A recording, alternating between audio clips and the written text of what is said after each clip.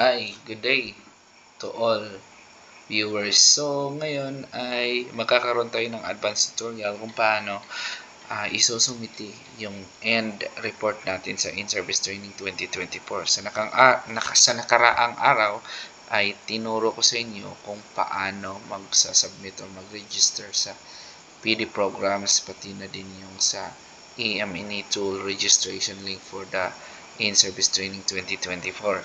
So ngayon ay makakaroon tayo ng advanced tutorial sa FZ sa kung paano magsusumiti sa ating end report ng In-Service Training 2024.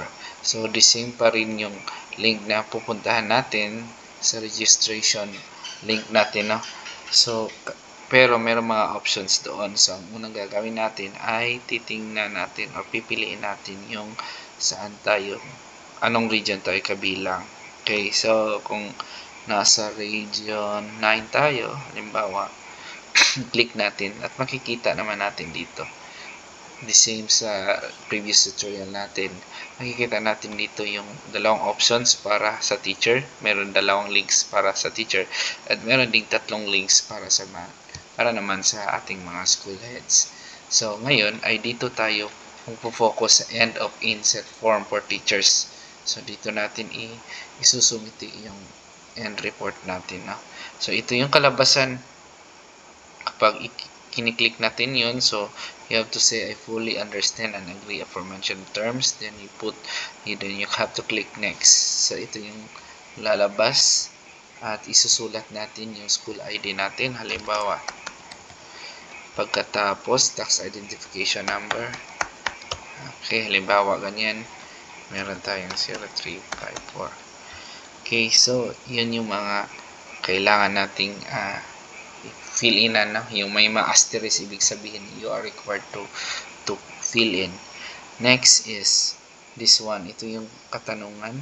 Pangalawang katanungan is the number of professional development programs attended this November 2024 INSET. So sinabi ko noon sa previous natin na tutorial na at least one minimum PD program, minimum yan, at meron tayong maximum of 5 programs na pipiliin natin from the NIAP. Okay, so ngayon ay halimbawa meron tayong dalawa. Okay, so ilalagay natin yung pipiliin natin yung dalawang PD programs, PDPs program. So click natin yan, next.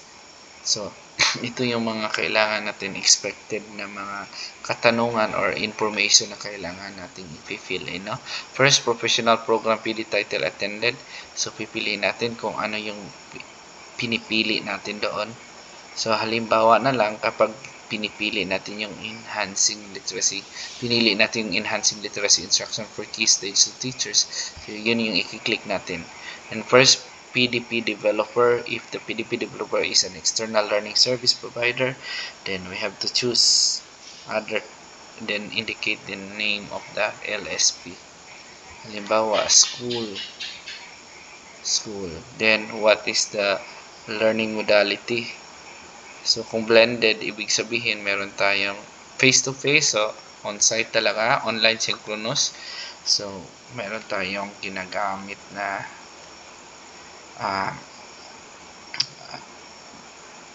application online, can be Google Meet ba, kumbaga. So nandun kay lahat ng mga participants. So online asynchronous, siguro ito yung hindi sabay-sabay, kumbaga meron akong mga video doon na nakaset.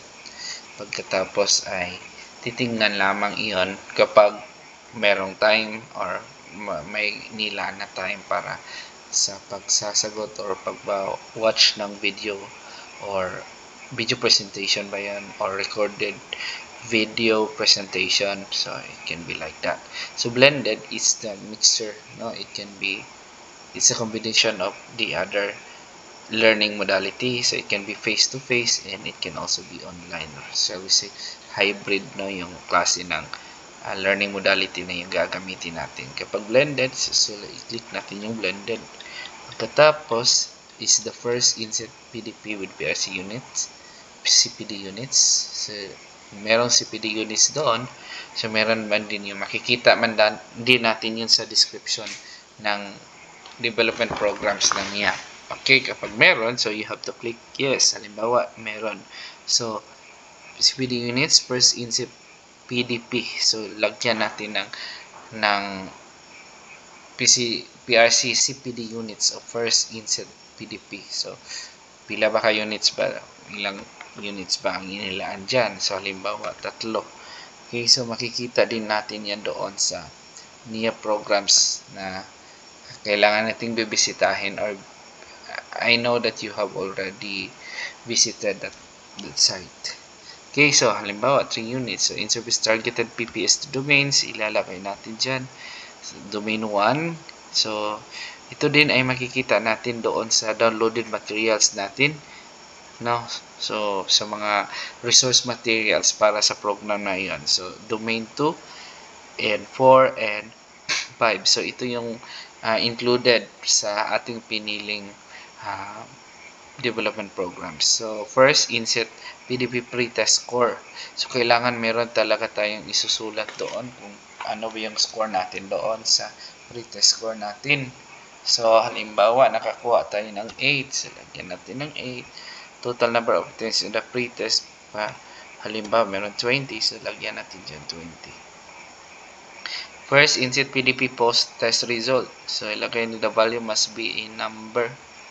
So, sa post-test, so, halimbawa, 15. 15 na yung ano natin. Total number of attempts in the first post-test, 20 pa rin. Then, first, with submitted workplace application 1, up.